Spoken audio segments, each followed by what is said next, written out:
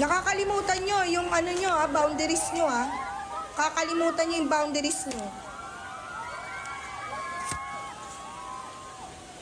Una sa lahat, hindi nyo kami binabayaran dito para magtau-tauhan at gawin yung robot at gawin yung katatawanan sa harapan.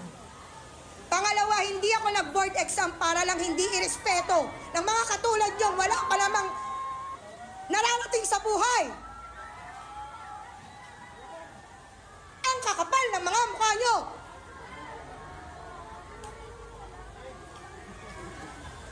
Di nyo nga kaya buhayin yung mga sarili nyo?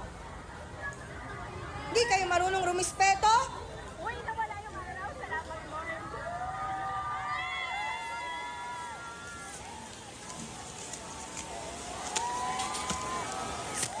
Mag-board exam din kayo para malaman nyo kung hanggang saan kayo.